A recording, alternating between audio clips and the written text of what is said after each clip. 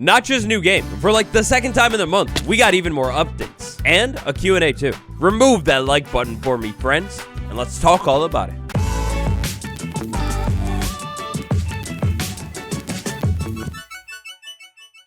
Alrighty, so first things first, a little bit of background. And when I say a little bit of background, I can't stress enough that it's just going to be like the smallest amount of background possible. In case you're like, I don't know, running late for lunch in a bit of a rush or something, I'll go ahead and pop a number up on screen. Go ahead and skip to that point in the video to cut out all of the background and context. But I swear to God, I promise on my life that the bit of background will be over before you know it. You don't need to skip it, I swear. So quick question, what do these two items have in common? One of them being a lever, the other one being a chest. Well, to be honest, these two very different items have a lot of things in common. For example, they're both inside of Minecraft. For other example, they're both the namesake of Notch's brand new game. Now, Notch's brand new game, it's a little game that we've talked about in this video and in this video relatively recently. There's a lot going on with it. Oh, and in case you didn't know, Notch is the person who originally made Minecraft. Look him up. Charlie XCX, I need the apple. Now, in part 1 and then in part 2, we took a look at a complete timeline taking us from, well, to be honest, like 2018 or whatever, a long time ago, all the way up until August, or the beginning of it. Now, the warmth and love that you guys have been sending me on part 1 and part 2, thank you so much. It means the world to me, and it feels great. And so, would you take a look at that? Quicker than we knew it, the background is over. Recently, we have even more screenshots of Notch. Screenshots of the new game, not screenshots of Notch. This might be subtle. I've made it so the camera moves backwards as your FOV changes with whatever aspect ratio you play it. This new FOV shift will make sure that you can access the walls, floor, and ceiling of whatever you're standing on without it looking too skewed. Then we've got a shot of the game and how it looks after those FOV changes. Take a look at how cool this is starting to look. We have entities in the background now, gravestones inside of the room, walls on side of the walls, and oh yeah, that whole side, a beautiful panel with those like AI creations that we talked about before. Well, the AI is still automatically intelligencing, but I mean, it looks good. Now, we've got two different screenshots here. These screenshots are basically showing off the different ratios that you could aspect this brand new game in. This one right here looks to be a little bit closer to like 1920 by 1080, and then right here, it's like you're playing the game in the 90s or whatever. And I mean, I gotta be honest, it looks pretty good either way. You could see in this wider shot right here, there's a little bit more like a bricked up situation going on, whereas in this one, it's a little shorter. So maybe, to be honest, it looks a little bit better in this ratio, but a whole new side panel of information that we have since we last took a look at is in the top corner. So we have the information about being in pre-alpha, whatever, but now we have FPS and a little bit of information when it comes to ticks, FOV, and so on. And I guess now that I actually take a look at the finer details, the FOV is completely different in this other picture, so maybe it's not even the ratio, it's just like the FOV.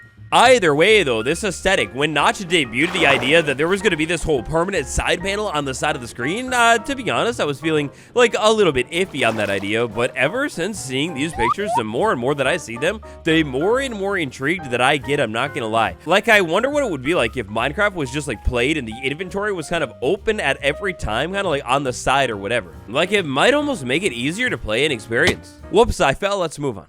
The higher the aspect ratio, the lower the FOV gets, and the further back the camera gets pulled. Again, the entities going on here, this is fire. There are so many dudes just chilling in the background, and what in the world is that fire wisp spirit thing over there? That's so crazy looking. And then another shot of like the same scene, except this time, we've got a blue warm lighting, a slightly different aspect ratio, an entirely different FOV again, and of course, a different flaming entity. From the further looks of these FOV tests and shots, it looks like this game is progressing quite steadily. Like, compared to what we took a look at just 4 or 5 months ago, I mean, it's in a completely different world, and it all really starts to make me wonder if we're gonna see some kind of early alpha version, like later this year or next. Now, thus far in this whole levers and chest saga, we've been taking a look at updates from the Notch Twitter account, but there is another. BitShift Entertainment. This is the studio that is producing this brand new game by Notch. In other words, in more Minecrafty terms, we've got Minecraft the game, and then we've got Mojang, the studio making the game, all about armadillos. BitShift Entertainment on August 21st, a few days before my mother's birthday. What questions do you guys have about levers and chests? Hit us with everything. We may even answer some. Are there levers and chests in the game? But ha ha ha. Clearly, somebody didn't watch my part 1. All right. I only kid, I joke, but this is a question and answer that we kind of already took a look at before. There will indeed be some form of chess, as we actually saw in part 2, and levers, which I don't believe we've seen quite yet, but there will be levers inside of the game as well. If I had to take a guess, maybe the levers will take us from that above a world landscape that we talked about in part 2, maybe down into the proper dungeons themselves. And of course the chests, clearly that's got to be where the loot's going to be, right?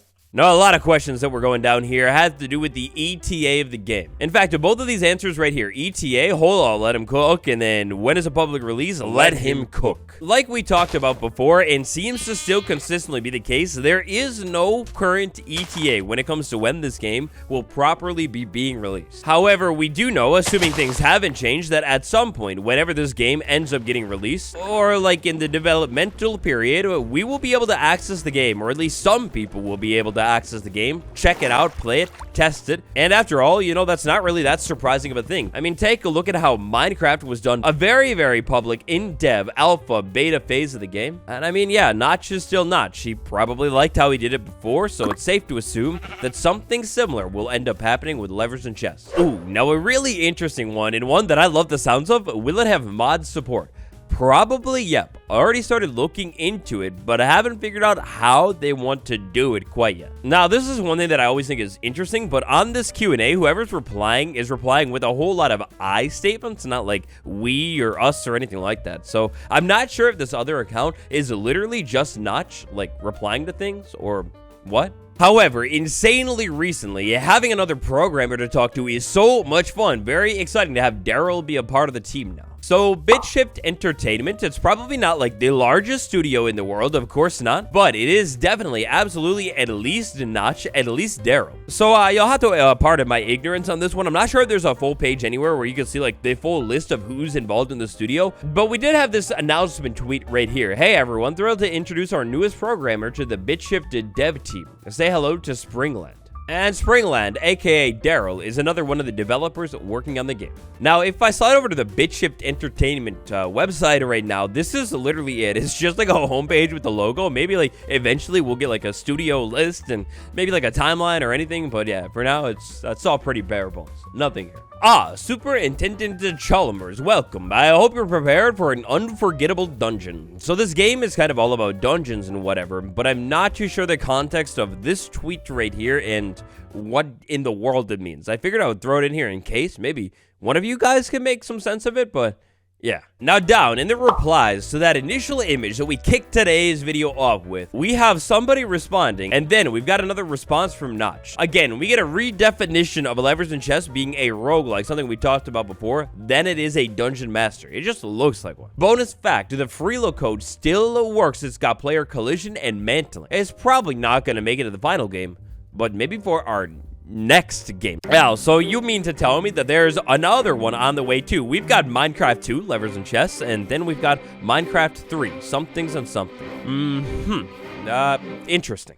The pictures that we have here, they're pretty familiar to the other ones we were checking out with those strange wisp things, the men standing around all over, the reminder of the end of life. And then we have a tiny look at code right here. Now, a little bit more context on the game itself. Are you considering making the game real-time instead of turn-based? So yeah, as of the recording of this part right here, part 3, the game is slated to be a turn-based game. So you do something, then everything else does something, and so on.